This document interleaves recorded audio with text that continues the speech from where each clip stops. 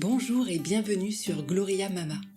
Je suis Diane et je vous propose dans ce podcast de partir à la rencontre de mères et de couples du monde entier. Ils nous livrent l'expérience de leur maternité, parfois loin de leur pays, tout aventuriers qu'ils sont. Des histoires d'hier et d'aujourd'hui, des histoires aux mille couleurs, aux mille saveurs, parfois douces, parfois plus amères. Les sujets de ce podcast ? Le désir d'enfant, les fausses couches, la grossesse, l'accouchement, l'allaitement, le retour de couche, la PMA, la GPA et bien d'autres encore vécus de par le monde. Ici, c'est un creuset d'histoires, un florilège de témoignages de parents et d'interviews de professionnels dans lesquels puiser pour apprendre, comprendre, mieux accompagner, partager, se rassurer. Chaque histoire est unique et pourtant universelle, riche de messages et d'enseignements. Car toutes ces histoires s'enlacent et s'entremêlent pour n'en raconter qu'une, celle de la vie. Amis curieux, ouvrez vos écoutilles. Dans l'épisode précédent que je vous invite à écouter si vous ne l'avez pas encore fait, le 16e de Gloria Mama, nous avions rendez-vous avec la psychologue et psychothérapeute comportementaliste Sophie Cheval. Nous avons notamment abordé le sujet de la norme procréative, du fait de s'en écarter et des jugements sociaux qui y sont associés. En France, la norme procréative reste celle d'un couple hétérosexuel qui a des enfants naturellement et de préférence 2 enfants. Ceci malgré une multitude de modèles familiaux, en couple ou pas, gays ou hétéros, biologiques ou non, avec ou sans assistance médicale. Je vous propose d'aller aujourd'hui à la rencontre de Bertrand et Mathieu, couple gay qui a fait le choix de devenir parents. Très belle écoute. Bonsoir Bertrand et Mathieu. Ça fait un long moment qu'on ne s'est pas vus et je vous remercie de me recevoir ici dans votre cocon parisien. Dans Gloria Mama, on parle de maternité, on parle du désir d'enfant et du parcours de chacun pour avoir un enfant. On parle aussi de la maternité lorsqu'elle se déroule à l'étranger, ce qui a été particulièrement votre cas.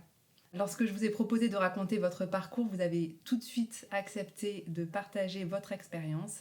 Et je vais vous demander du coup dans un premier temps de me dire depuis combien de temps vous êtes ensemble et comment est venu ce désir d'enfant. C'est un plaisir de t'accueillir, Diane. Nous, avec Mathieu, on est ensemble depuis 9 ans. Le désir d'enfant, finalement, je pense qu'il a toujours été présent parce que quand on s'est rencontrés, on avait déjà parlé du sujet. On était tous les deux alignés sur le fait qu'on voulait un jour devenir parents. Après, à l'époque, on ne savait pas par quel biais, de quelle manière ça allait se faire, mais on savait qu'on allait un jour être parents. Le désir d'enfant et le désir de devenir parent a été plus prégnant à partir de, je dirais, Fin 2014. Ouais, c'est ça. 4-5 ans de couple où on a commencé vraiment à brûler sur ce sujet et à commencer à rechercher de quelle manière on allait pouvoir devenir parents. On a commencé par explorer les voies de l'adoption en France. Donc, on a conduit, après une petite année de réflexion, on a conduit les démarches pour avoir l'agrément pour pouvoir adopter. Ce qu'on a eu, donc au bout de 9 mois, hein, comme le prévoit la loi et la procédure en France, on a eu cet agrément pour adopter. Et après, on est passé dans la phase de recherche d'enfants, ça s'appelle comme ça en matière d'adoption. Et après 2 années de démarches diverses, en fait, on a vu quand même beaucoup de portes se refermer, tant à l'international qu'en France, où finalement, même si tu as le droit d'adopter, il y a très peu d'adoptions pour les couples homosexuels comme nous. Et donc, c'est face à ces difficultés-là qu'on a commencé à explorer d'autres sujets, et notamment le sujet pour avoir un enfant par une mère porteuse. On a rencontré beaucoup de couples qui avaient été dans la même configuration que nous et qui étaient devenus parents de cette manière. Et voilà, c'est comme ça que ça s'est fait et qu'on est devenus parents en juin 2018 quand notre petite Marlène est née. Voilà, et donc là, elle va avoir 18 mois dans 11 jours. Quand vous vous êtes dit vous allez abandonner l'idée de l'adoption et vous allez passer par une mère porteuse, comment est-ce que ça se passe ? Par quoi vous avez commencé ? Où est-ce que vous avez cherché l'information ? En fait, on a rencontré des couples qui avaient eux-mêmes eu des enfants via une mère porteuse, donc ils nous ont parlé de leur parcours et qui nous ont mis aussi en contact en nous donnant des coordonnées d'agences de mères porteuses aux États-Unis. On savait que de toute façon, on serait quasiment obligé de passer par les États-Unis d'un point de vue légal, éthique, et que la GPA aux États-Unis est très encadrée juridiquement, éthiquement. Puis pour y être allé aussi plusieurs fois avant, on avait aussi, je pense, une affection particulière aussi pour les États-Unis. Et est-ce qu'il y a d'autres pays autrement qui proposent ce type de démarche en dehors des États-Unis? Oui, il y a au Canada aussi où c'est assez démocratisé parce que c'est légal dans plusieurs parties du Canada. Après, il y a d'autres pays où c'est un peu moins encadré juridiquement et avec des données éthiques qui étaient un petit peu plus qui n'étaient pas vraiment d'accord avec nos valeurs. Et parce qu'il y a toute la phase d'après aussi de papier, de reconnaissance aussi Et en fait, pour répondre aussi à ta question, Diane, comment c'est venu? En fait, c'est un peu venu par hasard. Le premier contact qu'on a eu avec un couple, c'était par notre ami Ariel qui, un jour en rentrant de week-end, nous dit « Ah tiens, j'ai vu mon frère qui a des amis qui étaient avec lui au collège. » Donc Ariel, elle a 50 ans, donc tu vois, c'était vraiment des amis anciens. Et elle nous dit « Ils ont eu 2 enfants aux États-Unis. Si vous voulez, je vous donne leurs coordonnées. Ils habitent à Paris. » Et en fait, c'est comme ça que ça s'est fait. On les a rencontrés un dimanche après-midi, je me rappelle. Alors le contact a été hyper facile hein, quand on leur a écrit tout de suite. Voilà, il y a une sorte d'affection de base entre les couples qui conduisent ces projets-là. On les a rencontrés, ils nous ont expliqué leur démarche, comment ils étaient devenus parents. C'était en avril 2016. Voilà, on a vu leurs 2 petits garçons et c'est vrai que ça nous a beaucoup chamboulé cette première rencontre parce qu'en fait on s'est vu tel qu'on se rêvait d'être et tel qu'on pourrait potentiellement le devenir. Et ça a été vraiment un choc pour nous parce qu'on a vu que finalement notre projet de parentalité qui existait dans l'œuf depuis qu'on s'était rencontrés et qui était plus prégnant depuis quelques années, en fait pouvait être possible. Et après on a découlé par leur intermédiaire la rencontre avec un avocat parisien qui est assez connu et qui est très impliqué sur le sujet, qui nous a un peu expliqué un petit peu plus précisément avec un peu plus de données juridiques et avec tout le cadre qui était nécessaire. Et après on a fait partie d'une association qui s'appelle l'ADFH, l'association des familles homoparentales. On a participé à un meeting sur une péniche avec tout un tas de couples homo qui étaient là avec leurs enfants. Et là, on a vu finalement la normalité de tous ces enfants qui étaient des enfants, je veux dire, avec leurs parents, qui couraient partout, qui couraient après le Père Noël, qui avaient leurs cadeaux, qui regardaient le spectacle. Et on a vu en fait tous ces gens, on a rencontré plein de gens, on a pris des contacts, on a échangé avec d'autres personnes sur leurs expériences. Et on a vu aussi une émission à la télé par laquelle on a connu finalement l'agence de mères porteuses par laquelle on est passé aux États-Unis, parce qu'on a vu différents contacts par les différents amis qu'on avait rencontrés. Enfin, c'est devenu des amis par la suite. Et voilà, on a eu le contact par la télé, je me rappelle, et j'avais fait un mail, et après les agences aux États-Unis sont hyper bien organisées. On a contacté 4-5 agences. Voilà, 4-5 agences. Ouais, on a fait des Skype. Comment s'est fait le choix du coup de l'agence? C'est une super question, ça. En fait, quand tu fais le Skype avec l'agence, tu te rends compte que chaque agence a un peu sa philosophie. Même si aux États-Unis, encore une fois, c'est très normé et que les choses sont hyper carrées vis-à-vis du droit et c'est pas du tout une démarche sauvage. Hein, c'est vraiment quelque chose qui est très très normé. Mais tu comprends quand même que chaque agence a un peu sa philosophie de la gestation pour autrui. Et pour te donner des exemples, certains par exemple considèrent qu'il y a une mère de l'enfant et que c'est la donneuse d'embryon, enfin la donneuse d'ovule. D'autres considèrent que la mère de l'enfant, ça va être la mère porteuse, celle qui va porter l'enfant pendant 9 mois, parce que je rappelle que c'est pas les mêmes personnes, celle qui donne l'ovule et celle qui porte l'enfant.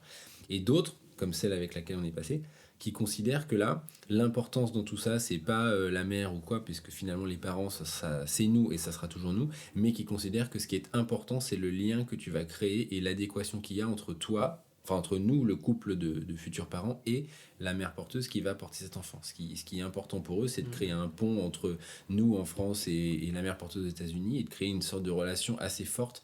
Et c'est vraiment quelque chose qui nous a plu, donc c'est la raison pour laquelle on a choisi cette agence, au-delà de leur réputation et du fait qu'ils sont très bien vus. Par exemple, notre avocat parisien nous expliquait que c'est vraiment des démarches qui étaient carrées, qui étaient abouties et qui étaient propres.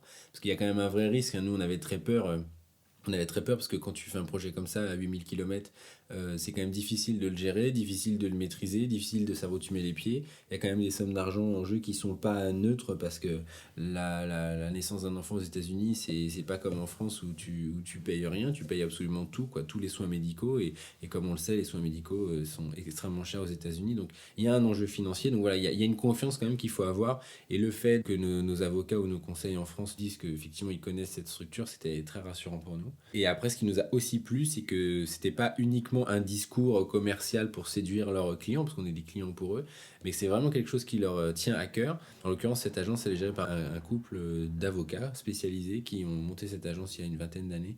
Et quand on a compris en fait qu'ils nous demandaient quelle était la mère porteuse idéale pour nous, tout ça était en fait dans l'esprit de trouver une personne qui avait un projet similaire au nôtre, en fait, de l'autre côté de l'Atlantique, quoi.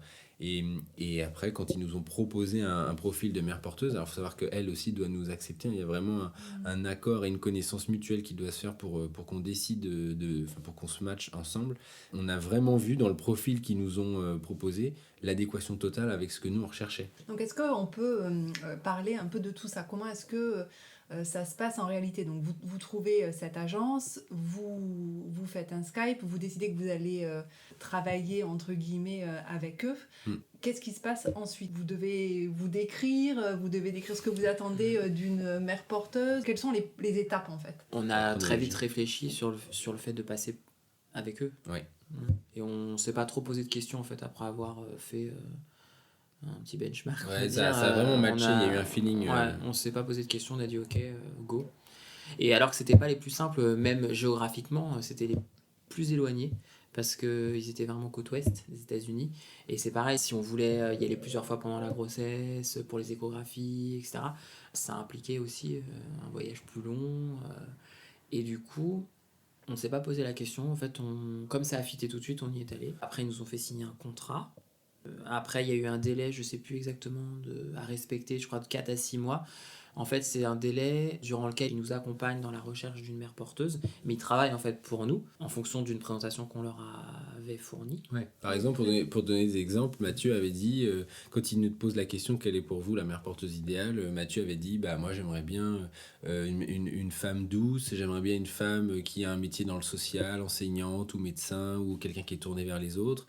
Moi j'avais dit que j'aimerais bien que ça soit une femme, qu'elle ait un mari et des enfants pour que le bébé grandisse dans son ventre dans un environnement familial. Et moi, ce qui était très important pour moi, c'est que ce ne soit pas une femme seule qui fasse ça pour une contrainte financière. Pour régler ce sujet du financier, finalement, elle, notre mère porteuse en l'occurrence, elle est médecin, elle gagne 3 fois et demi notre salaire et elle n'a pas du tout besoin d'argent. Et elle, si elle a fait ça, parce que ça, c'est une question certainement importante que tu pourrais avoir à nous poser, elle a fait ça finalement par pur altruisme. Et oui, ça existe. Et elle a fait ça parce que elle a eu 2 enfants et elle nous expliquait qu'elle n'imaginait pas sa vie sans ses enfants. Premièrement, que deuxièmement, elle avait adoré être enceinte, qu'elle avait été une femme très heureuse enceinte et qu'elle avait adoré ses grossesses et ses accouchements. Et enfin, elle avait 38 ans quand elle a décidé de faire ça, ou 37 ans. Elle a travaillé, donc elle est médecin obstétricienne pour être précis, elle a travaillé pendant des années aux côtés de femmes et de couples qui n'arrivaient pas à avoir des enfants, qui avaient des difficultés. Elle a vraiment perçu la tristesse et les soucis que ces gens pouvaient avoir et voilà, elle a été très peinée par ça et elle s'est dit, voilà, moi qui ai aimé être enceinte, qui ai aimé avoir des enfants et qui n'imagine pas ma vie sans mes enfants, finalement si moi je peux être enceinte et permettre à un couple qui ne peut pas avoir d'enfants d'en avoir, j'aurais fait finalement ce que je dois faire et c'est une belle chose que je rendrai à ce couple-là. Et c'est exactement dans ce contexte-là qu'on l'a rencontré et nous ça collait absolument à notre projet de quelqu'un qui faisait ça pour nous et avec le bonheur de le faire pour nous. Et encore une fois, c'était pas uniquement un discours parce que ça s'est avéré être totalement ça et c'est une femme absolument exceptionnelle.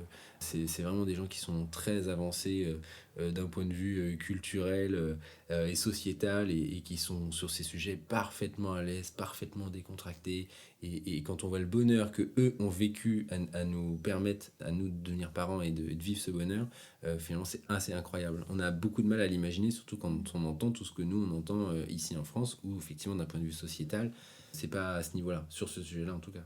Et donc son mari et sa famille étaient complètement en adéquation avec son projet et finalement c'était elle aussi de son côté un projet familial de vous aider à fonder une famille. Ouais.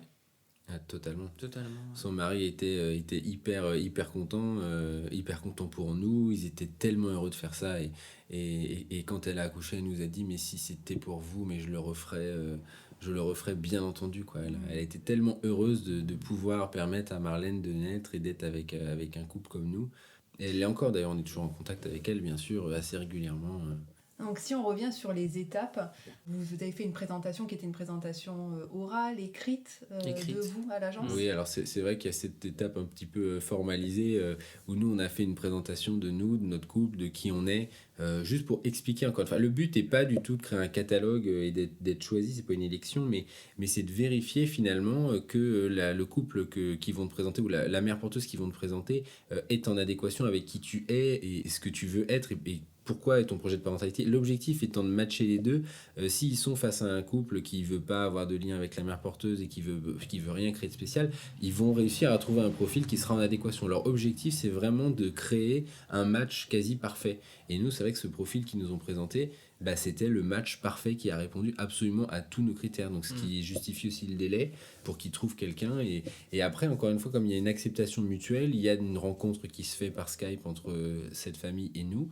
Des échanges, nous, ça avait duré 2 heures ou 2 heures et demie. D'accord. En anglais, il y avait un traducteur au début, puis après, il traduisait plus parce que finalement, on se comprenait tous très bien. Et ça a fité tout de suite. Et il y a eu des échanges hyper intéressants pendant très longtemps. Et ça a mis combien de temps, du coup, pour qu'ils vous trouvent cette mère porteuse, entre le moment où vous avez fait votre présentation et le moment où ils vous ont présenté quelqu'un? 6 mois. Ouais, 6 mois, c'est six le délai mois qui à peu était près. annoncé, 6 mois. On vous en a pas présenté plusieurs. Non. La première, c'était celle... Ok. Et vous disiez tout à l'heure que la donneuse d'ovules était différente de la Oui. mère porteuse. Alors, comment est-ce que ça se passe pour trouver une donneuse d'ovules? En fait, l'agence de mère porteuse, ils ont l'habitude de travailler donc, avec certaines cliniques. Ils nous ont mis en relation donc, avec elles. On avait fait aussi des Skype avec le staff en fait, de ces cliniques. Ouais, les médecins. Les médecins, voilà. Et en fait, chacune nous a proposé un accès à leur base de données, parce qu'en fait, elles sont répertoriées. Les donneuses, en fait, elles font ça vraiment sur la base du volontariat. Enfin, elles sont OK, et à partir du moment où est-ce qu'elles donnent, elles sont répertoriées dans une base de données qui sert à des couples comme nous, pour le coup, d'aller essayer de rechercher, en fait, la personne qui collerait peut-être le plus à ce que toi tu souhaiterais. Donc ça peut paraître un peu on choisit en fait sur un catalogue, mais là encore nous on s'est posé la question de savoir c'est compliqué de choisir en fait quelqu'un comme ça sur du physique, sur les critères en fait qui sont énumérés. Donc, qu'est-ce que vous avez dans ce catalogue? Quels sont les critères importants, en tout cas pour vous? En fait, là, il y avait des présentations physiques des personnes, avec la taille, le poids, présentation généalogique, les études, la catégorie sociale. C'est surtout, il y a une grosse partie qui sont des critères médicaux. Et les critères. Parce qu'effectivement, ils doivent. La démarche étant une démarche, je dirais, scientifique, enfin en tout cas médicale, très aboutie. Si elles ont déjà donné. Ils ont besoin de vérifier la compatibilité des profils génétiques pour encore une fois, dans l'optique, c'est pas de l'eugénisme, c'est dans l'optique de maximiser la probabilité de réussite finalement de la fécondation in vitro qui va avoir lieu derrière. Donc c'est vraiment une donnée médicale, et d'ailleurs la clinique est une clinique spécialisée dans l'aide à la parentalité. Et c'est dans ce cadre-là qu'ils ont une base effectivement de donneuses d'ovules, comme ils ont peut-être certainement une base de donneurs de sperme aussi, j'en sais rien. Nous, c'était pas notre cas parce que les donneurs de sperme c'était nous. Il y a vraiment des données médicales. Il y a effectivement dans le choix que nous on peut faire après, il y a un match pour vérifier en fait l'adéquation des profils d'un point de vue médical entre le nôtre qui avait été testé préalablement et celui de la donneuse d'ovules. Et après, les autres critères se font sur la base. Mais ça a eu lieu après. C'est-à-dire que on a dû choisir notre donneuse. Oui, après vérifier la compatibilité. On y est allé, on a fait nos dons. Là, on a fait toute une batterie d'examens, rendez-vous psychologue, biologiste, etc. Enfin, voilà, à la clinique, ça a duré 2 jours. Et après, ils ont fait les tests et ils nous ont dit quelques jours après si c'était compatible ou pas. Et du coup, quand vous avez dû choisir cette donneuse d'ovules, comment est-ce que vous vous êtes senti? Est-ce que c'était un choix qui était difficile à faire? Oui, c'était pas un choix qui était évident parce qu'il y avait à la fois il y a ton fort intérieur qui te dit de pas choisir spécifiquement sur le physique, même si c'est la première chose que tu vois quand tu as effectivement différents profils. Mais après nous le choix a pas été si compliqué parce qu'au final assez vite on est tombé sur un profil qui à tous les deux nous a parlé qui nous a séduit et sur lequel on s'est mis d'accord assez rapidement. D'ailleurs, c'est pareil, il n'y a pas eu plusieurs choix, il n'y en a eu qu'un et c'était le premier. Ouais. Et ça a matché tout de suite. Vous avez tous les deux donné votre sperme. On a choisi en fait de donner tous les deux et de laisser libre cours, laisser aussi une part de nature. Ils ont pu réunir avec nos 2 spermes 20 ovules, 10 avec notre sperme chacun. Et après, l'embryon se développe pendant un certain nombre de jours. Donc naturellement, certains survivent et d'autres ne survivent pas. Et ça, c'est absolument normal. En l'occurrence, nous, au final, il en restait 7 sur les 20 qui avaient été préparés. Et sur ces 7, ils ont été testés aussi d'un point de vue génétique pour vérifier encore une fois leur compatibilité, enfin leur complétude, vérifier qu'ils étaient bons. Et ça, encore une fois, c'est dans l'optique de maximiser la probabilité que la grossesse puisse fonctionner. Donc voilà, il y a encore une fois, il y a ces préalables médicaux qui sont assez importants. Et au final, après test chromosomique et génétique, il restait 4 embryons. 2 de Mathieu, 2 de moi. Et sur ces 4 embryons, nous, on a choisi de ne pas choisir lequel on implantait. Et pour ne pas choisir ni le sexe de l'enfant, ni qui était le père biologique, enfin d'un point de vue génétique. Encore une fois, si on savait que c'était un garçon ou une fille, c'est parce qu'ils avaient été testés d'un point de vue médical pour vérifier qu'ils étaient bons. C'est pas pour choisir sur le catalogue, je veux un garçon, je veux une fille. Et ça, nous, on a appris que c'était une fille à l'échographie les 5 mois. D'accord. Donc en fait, vous savez pas finalement quel est le père biologique. Si, on le sait. Si vous savez. Au final, on le sait parce que notamment pour les démarches juridiques qui suivent, parce que suite à la naissance de Marlène aux États-Unis, il y a un certain nombre de démarches juridiques à faire pour que nous deux soyons reconnus comme ses 2 pères et pour qu'une fois revenus en France, on puisse aussi en France être reconnus comme ses 2 pères, ce qui est le cas aujourd'hui sans aucune difficulté. Mais dans cet objectif-là et dans l'optique administrative de ces documents, effectivement, on a dû savoir qui était le père biologique. Finalement, ça a assez peu d'importance pour nous, puisque notre projet de parentalité, il a toujours été un projet commun. Il a été depuis l'origine de nous deux, par nous deux, pour nous deux. Donc finalement, ça a aujourd'hui très peu d'importance. Et d'ailleurs, personne ne le sait. Au final, nous on le sait, mais notre avocat le sait parce qu'il a vu les papiers, mais personne d'autre ne le sait. Quand vous êtes allé à Portland du coup pour donner votre sperme, est-ce que vous avez rencontré la donneuse ? Est-ce que vous avez une relation avec cette donneuse ou pas du tout ? On l'a pas rencontrée, on a fait un Skype avec elle. On est allé à Portland, en fait on était en cours de matching. C'est-à-dire qu'on avait déjà discuté avec elle, on savait qu'on l'avait déjà choisie. Elle était en train de faire ses tests et on a fait un Skype avec elle vraiment en revenant ici en France. Et ça a un Skype qui a duré longtemps où effectivement elle nous a expliqué les raisons pourquoi elle faisait ça, qui elle était, on l'a remerciée, on avait eu un bel échange aussi. On a ses coordonnées disponibles pour Marlène si plus tard elle souhaite savoir qui est sa donneuse. Mais en fait on n'a pas créé de lien avec elle. En fait c'est un membre à part entière de l'histoire de Marlène, et c'est un membre à part entière très actif du projet. Sans elle on n'aurait pas pu devenir parents, puisque c'est grâce aux ovules qu'elle a donné et qu'elle a accepté de donner que nous on a pu devenir parents. Mais c'est un membre qui est intervenu pour nous au même titre que le médecin qui est intervenu pour nous, au même titre que l'agence de mère porteuse qui nous a présenté toutes ces personnes et qui a tout coordonné, au même titre que l'avocate américaine qui a fait les documents, au même titre que notre avocat français, au même titre que tout un tas d'intervenants. Finalement on a pu devenir parents parce que plein de gens sont venus nous aider. En l'occurrence notre mère porteuse en fait partie, et elle a un rôle un peu plus fort parce qu'on a créé avec elle un lien lié à la grossesse qui était long sur le long terme. Et en plus, comme on avait un match parfait avec cette famille, c'est vrai qu'on a vraiment des atomes crochus, donc on est resté en contact et on restera en contact. Ils font partie de notre famille finalement aujourd'hui, même s'il n'y a absolument aucun doute sur je dirais le rôle de notre mère porteuse. C'est pas du tout la mère de Marlène, hein. Marlène, elle a pas de maman, elle a 2 papas, Mathieu et moi, et point. Et Zoriana a effectivement été sa mère porteuse. Elle a permis que Marlène puisse naître et que nous on puisse devenir parents, mais c'est un des maillons de cette grande chaîne finalement qui a été mise en place, quoi. Quand vous étiez à Portland et que vous avez fait tous ces tests, est-ce que vous en avez profité pour rencontrer du coup Soraya, votre mère porteuse ? Zoriana, pardon. Votre mère porteuse ou... Non, parce qu'à l'époque on n'était pas encore matchés. C'était en mars. D'accord. Et on l'a rencontrée en juillet, fin juillet 2017. Ouais, c'était un petit peu après. On l'a jamais vu physiquement, Zoriana, avant qu'on y aille pour l'accouchement. Donc on est arrivé 15 jours avant. Enfin, on avait fait pas mal de Skype. Ah Dès oui, l'instant oui, où bien on a sûr. été matchés, en fait, on a créé un groupe WhatsApp. Puis après, pas Ah, un il y avait jour, pas un jour sans qu'on s'écrive. sans qu'on s'écrive, sans qu'on On s'appelle. s'appelait, on se faisait des WhatsApp, des vidéos. On a été très très présents Ouais, ouais. pendant toute cette phase-là. Enfin, on a L'échographie vécu. des on a 5 vécu. mois, on était en direct par Skype avec le médecin, son mari. Alors est-ce que justement vous pouvez nous raconter peut-être tout ce vécu quand elle a fait cette FIV, comment est-ce que vous étiez, et puis comment est-ce qu'elle a vécu sa grossesse, et comment est-ce que vous avez vécu sa grossesse de votre enfant?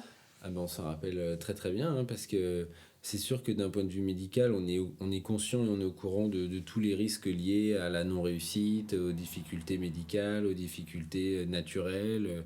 Il y a beaucoup de choses qui peuvent se produire, donc on était hyper impliqués là-dedans. On savait la date à laquelle elle allait aller à la clinique pour avoir l'implantation.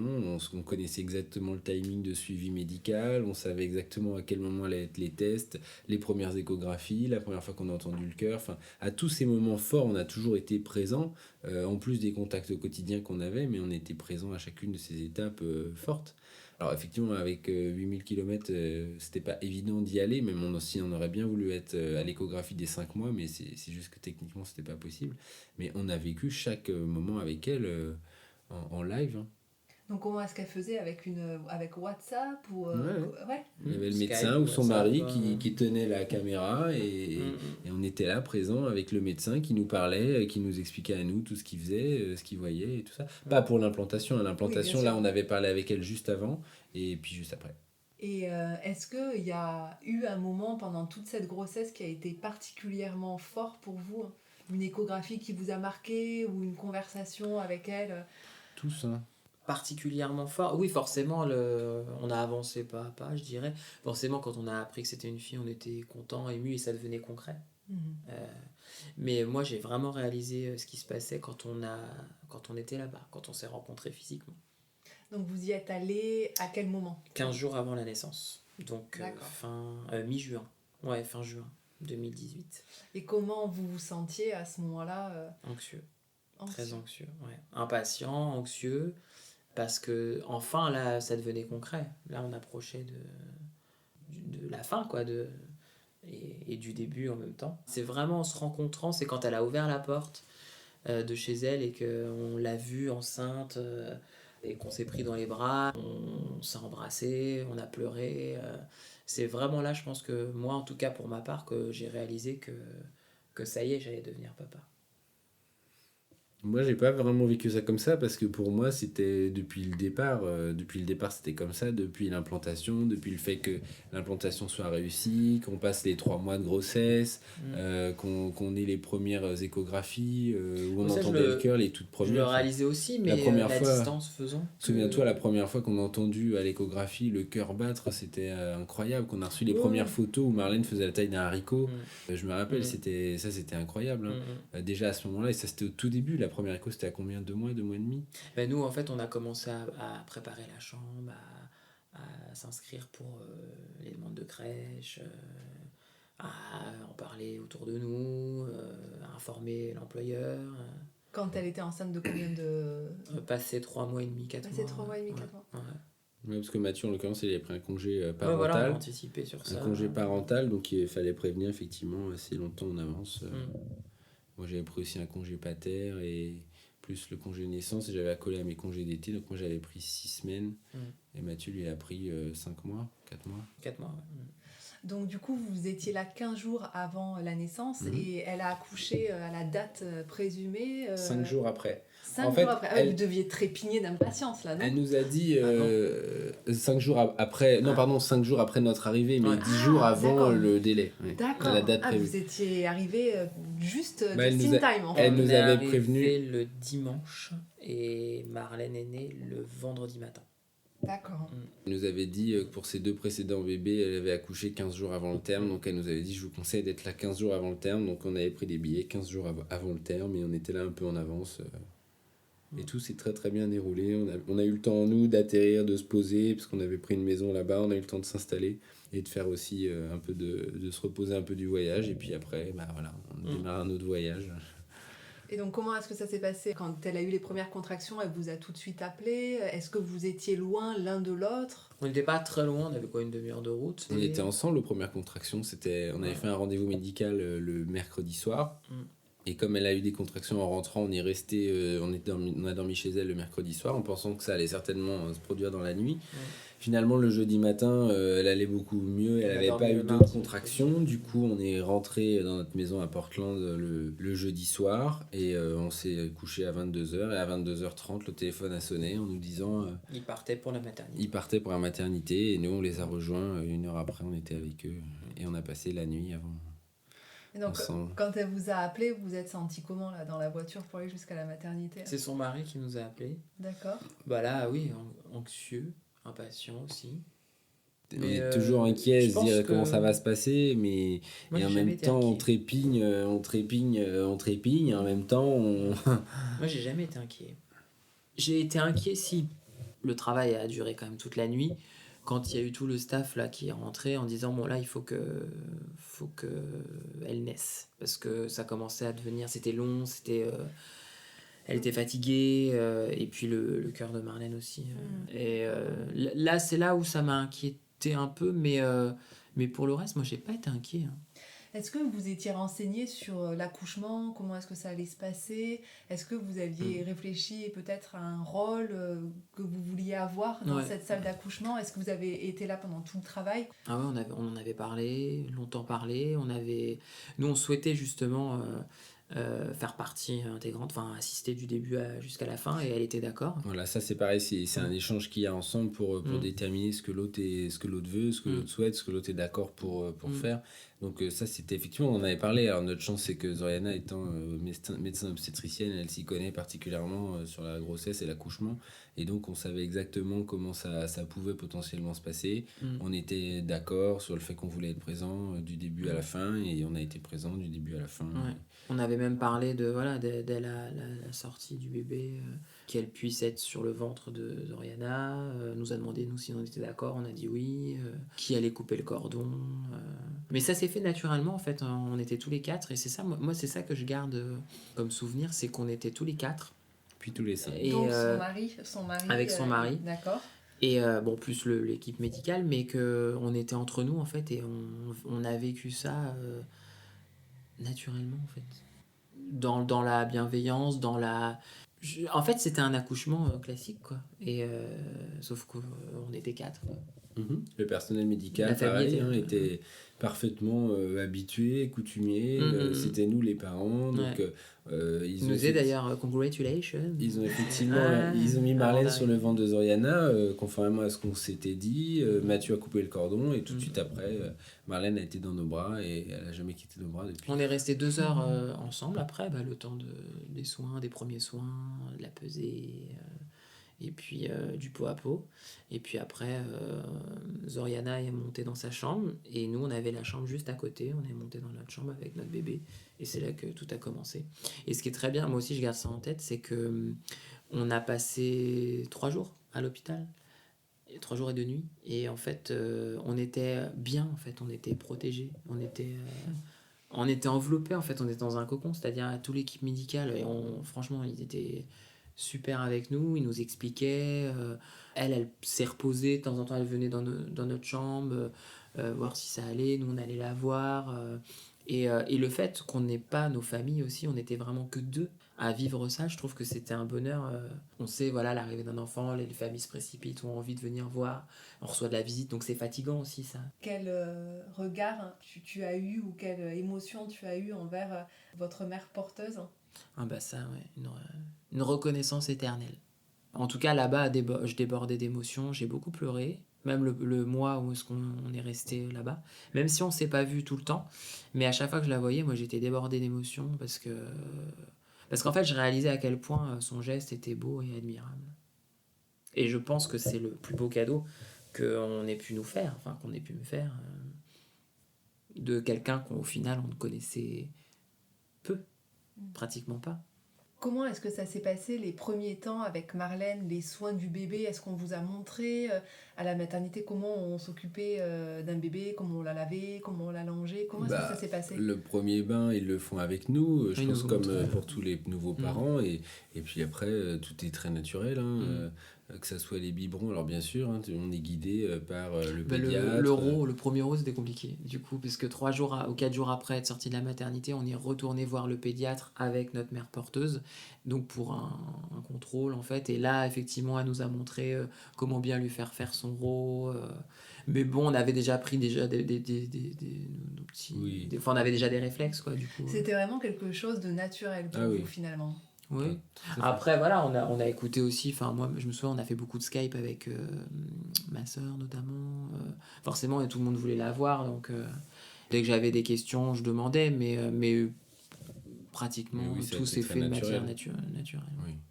Est-ce que vous pouvez nous parler du retour en France? Vous êtes resté combien de temps aux États-Unis avant de rentrer en France? Et est-ce que vous pouvez nous parler aussi de peut-être toute la partie administrative?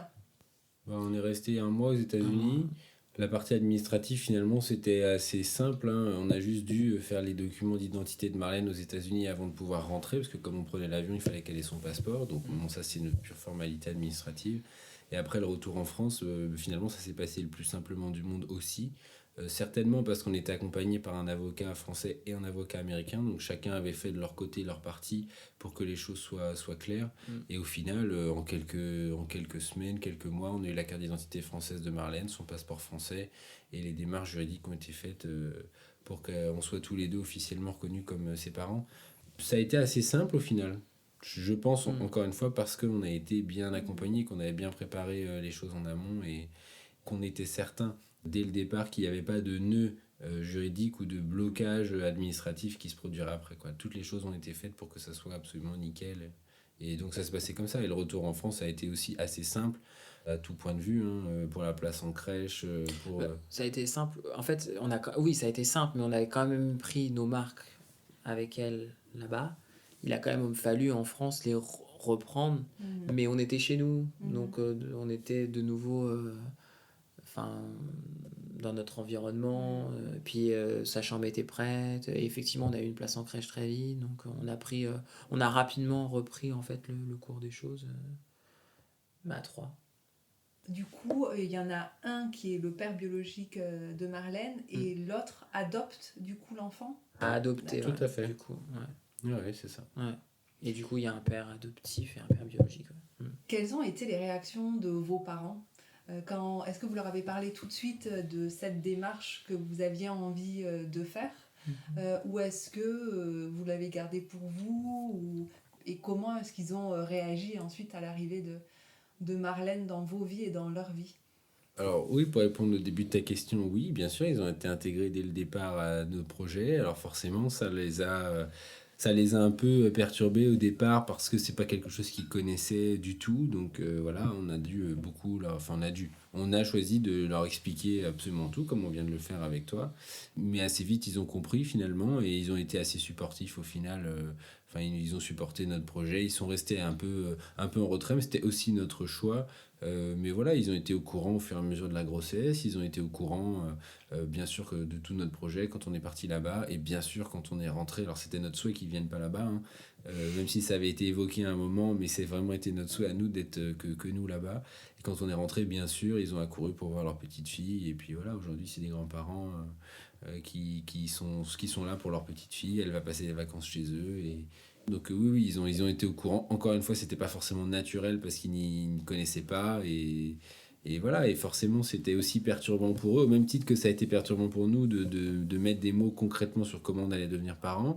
Ça a été aussi difficile pour eux de concevoir qu'ils allaient devenir grands-parents avec nous. On n'a pas eu de blocage ou d'opposition de principe ou de réaction virulente ou quoi que ce soit, hein.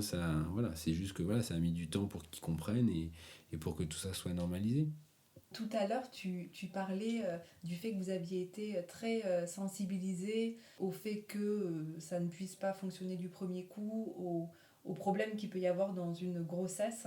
Est-ce que la fausse couche, c'était quelque chose dont vous aviez parfaitement conscience Alors oui, on était parfaitement au courant des risques parce que cette démarche étant voilà, une démarche très très complète, on est particulièrement bien informé tant par le corps médical que par le corps juridique. On savait effectivement qu'il y avait un risque. Mais Nous, étant médecin aussi elle-même, enfin moi ça me rassurait, quoi. Je sais pas pourquoi, mais Bah, c'est vrai qu'on avait aussi de l'information, voilà. nous, par notre mère porteuse, Mm. parce qu'elle est médecin spécialisée de ce sujet. Donc Mm. voilà, on était particulièrement bien informés, mais le risque, oui, il est présent. Oui, on sait on savait qu'il était là. Oui, on Mm. était assez inquiet de ça au départ, parce qu'au moment où Mm. l'implantation a été faite, il y avait forcément un risque que ça fonctionne pas. Mais comme une grossesse classique, quoi, les 3 premiers mois, c'est-à-dire qu'on a attendu avant vraiment d'en parler autour de nous, mais les 3 premiers mois, mais une fois les 3 premiers mois passés, enfin. Vous êtes les parents de Marlène. Est-ce que vous avez réfléchi, avant même de lancer le projet, ou pendant ou maintenant, à la manière dont vous lui parlerez de sa naissance, d'où elle vient, de ses racines? Ouais. Ouais, Ouais, bien sûr. ça- Ça, c'est pareil, c'est quelque chose dont on avait beaucoup parlé avant. Mais bien sûr, nous, c'était très important pour nous. D'ailleurs, ça a été un fil rouge pendant tout le moment où on a conçu cette démarche. C'est qu'on voulait que Marlène puisse être au courant de tout, de toutes les démarches, de tout ce qu'on a fait, de comment elle est née, du chemin qu'on a pris, de qui est sa donneuse d'ovules, de qui est sa mère porteuse. Marlène sera absolument au courant de tout. On sait aussi parce que comme on côtoie des familles qui sont dans le même cas que nous, Marlène connaîtra d'autres enfants qui auront aussi deux papas, deux mamans, un papa, enfin voilà, dans les nouveaux modèles de famille qu'on connaît tous. Donc oui, on sait à peu près comment on va lui dire. Après, le moment où on lui dira, bah, ça pareil, ça viendra assez naturellement, mais c'est pas du tout un sujet tabou, un sujet complexe pour nous. C'est juste son histoire, donc elle saura absolument toute son histoire et au moment où c'est nécessaire. Bien sûr, on lui répète pas tous les jours là qu'elle a 17 mois et demi, qu'elle est née aux États-Unis et d'une mère porteuse. Ça n'a pas trop de sens, mais par contre, dès que nécessaire, on lui indiquera tout ce qu'elle a besoin de savoir. Et si vous deviez qualifier votre vie avant Marlène et maintenant, quels sont les mots qui vous viennent à l'esprit, hein? Ah bah ça a absolument rien à voir. Avant, on était un couple à deux, on a eu une vie de couple à deux, on a fait des tonnes de choses et on a beaucoup profité de cette phase-là. On est beaucoup sortis, on a beaucoup voyagé, on allait tout le temps au restaurant, on était tout le temps en sortie. Et aujourd'hui, on a une vie d'un jeune couple avec un petit bébé, donc rythmé sur le rythme du bébé, des horaires de la crèche et voilà, et du quotidien de Marlène, à quel moment elle doit manger, à changer la couche, à sortir avec le sac à langer, enfin absolument comme toutes les familles. Mm. Donc le rythme a changé, nos nuits ont changé, notre sommeil a changé, hein. On a bien La sûr, vision des choses va changer on n'a aussi. vraiment plus du tout dormi de la même manière. Moi, je me souviens qu'un ami à nous a dit qu'un enfant, enfin m'avait dit qu'un enfant, c'est un tsunami émotionnel. C'est la vérité. Parce qu'on est traversé par plein d'émotions différentes, paradoxales aussi. La perception des choses est différente quand on a un enfant.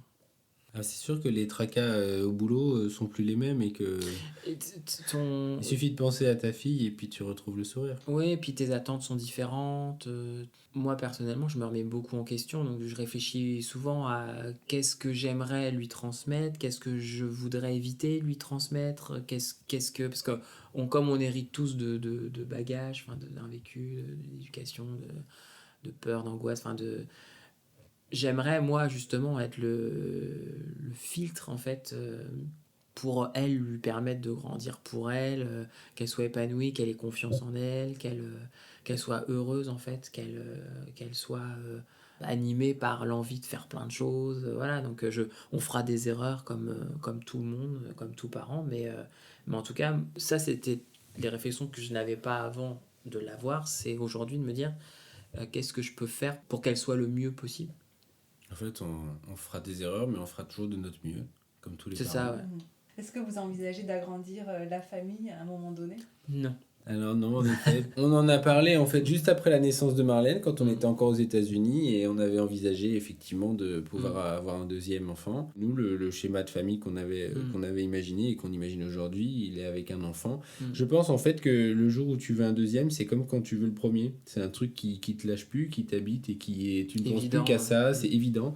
Et aujourd'hui, nous, on n'est pas dans ce schéma, on n'est pas dans cette situation où on se dit que c'est évident d'en avoir un deuxième. Donc c'est pour ça qu'on répond non comme ça, parce que c'est un sujet qu'on a déjà traité parce qu'on l'a évoqué. Ça veut pas dire que c'est... Et on nous a beaucoup posé la question d'ailleurs. Ça veut pas dire que le sujet est fermé, mais en tout cas, à aujourd'hui, en effet, on n'envisage pas d'avoir un autre enfant et c'est pas quelque chose qui nous brûle comme ça nous brûlait de devenir parents sur le premier. Et si vous aviez, pour finir, des conseils à donner à des couples homosexuels qui ont envie d'avoir un enfant et de fonder une famille, est-ce qu'il y a un ou deux conseils qui vous vient à l'esprit ? Ah oui, il y en a plein. Déjà, il faut profiter, il faut vivre sa jeunesse, il faut pas... voilà, c'est quand même une démarche qui est longue, qui est éprouvante, qui nécessite que le couple soit hyper solide, parce que voilà, on traverse des tonnes d'épreuves. Il y a beaucoup de sujets à traiter qui nécessitent d'aller chercher au fond de soi qui on est, ce qu'on veut être, et voilà, il faut vraiment être solide, il faut que le couple soit très solide. Donc ça, c'est la première chose. Un autre conseil, c'est peut-être de vraiment bien se renseigner parce qu'encore une fois, les enjeux sont importants. Il faut pas faire ça, il faut pas se lancer dans quelque chose sans avoir plusieurs sons de cloche. Il faut vraiment avoir un avis juridique assez important, encore une fois, pour pas se lancer. Faut être accompagné, Voilà, faut être accompagné par les bonnes personnes, par les bons interlocuteurs. Et moi, ce que je conseille surtout, c'est d'échanger beaucoup, comme on l'a fait, avoir des expériences d'autres couples, d'autres parents qui ont vécu ça pour qu'ils expliquent comment ils ont vécu la chose, comment ils ont fait, quels ont été leurs sujets, parce que voilà, tout ça c'est des informations qu'on prend et après on fait le tri et on se fait sa propre idée et on se fait son propre schéma. Et nous, je pense qu'il s'est passé pas loin d'1 an avant qu'on lance officiellement les démarches, et après il se passe 2 ans entre le moment où tu démarres et le moment où tu as ton enfant. Donc finalement ça paraît long, mais au final c'est passé très vite, je trouve. Parce que les démarches... 2 ans avec une grossesse au milieu, c'est assez vite. Voilà, parce qu'il y a beaucoup de démarches à faire, et voilà. Mais il faut vraiment être solide, c'est pas un truc qu'on se réveille un matin, on se dit tiens on va faire ça, et c'est une démarche de parentalité qui est construite, que nous on avait commencé à construire par la démarche d'adoption, et en ça avait été sain et salvateur, je pense, parce que ça nous avait permis vraiment de construire un projet de parentalité, de nous connaître aussi, et donc on était vraiment armés pour faire ça, et c'est peut-être aussi pour ça que ça s'est bien passé, parce qu'on a eu les bons conseils, on a pris le temps qu'il fallait, et au final, les choses se sont passées telles que c'était prévu. Est-ce qu'il y a autre chose que vous voudriez rajouter, un sujet dont vous voudriez parler pour conclure ? Moi, je veux juste dire à tous ceux qui ne sont pas d'accord avec le fait que d'un couple homo puisse avoir un enfant, que au final, on est une famille, exactement comme toutes les familles. Encore une fois, on va peut-être faire des erreurs, mais comme tout le monde, et on va faire de notre mieux tous les jours. Nous, on est persuadés d'une chose, c'est qu'un enfant, ce qu'il a besoin, c'est d'amour, d'un environnement sain et sécurisé. Il a besoin de repères. Et aujourd'hui, quand je regarde ma petite fille, elle a beaucoup d'amour, elle a 2 papas qui l'aiment, et ça, c'est une vraie chance. Tout comme d'autres enfants ont un papa et une maman qui les aiment, d'autres qui ont juste une maman qui les aime, d'autres qui ont 2 mamans, d'autres qui ont juste un papa. Enfin voilà, faut accepter en fait que ce qui prime sur tout, c'est l'enfant, le bien-être de l'enfant et les valeurs qui sont inculquées à l'enfant. Et moi aujourd'hui, quand je vois ma petite fille à la crèche au milieu de tous les autres enfants, c'est une enfant qui est tout ce qui est de plus normal, qui grandit bien, qui joue avec tout le monde, qui est heureuse, qui sourit, qui pleure, qui a ses tracas, qui tombe malade, exactement comme les autres. C'est vraiment dur de devoir faire les démarches qu'on a fait, de devoir aller si loin, de devoir faire des choses aussi complexes. Et de devoir toujours se justifier. Et de devoir toujours se justifier vis-à-vis de tout le monde, pourquoi on fait ça, alors qu'au final on est juste des gens normaux qui voulons devenir parents comme tous les gens, et qui devenons parents. Alors certes c'est un peu plus compliqué, mais moi je me suis senti quand même armé au moment où notre fille est née, parce que encore une fois on avait construit ce projet de parentalité. Merci beaucoup Bertrand et Mathieu pour votre récit et votre témoignage. Merci à toi. Si vous avez aimé cet épisode, n'hésitez pas à le partager et à mettre 5 étoiles et un commentaire sur iTunes. Bien que vos journées soient chargées, cela m'aiderait beaucoup à faire connaître ce podcast Gloria Mama. Alors merci d'avance.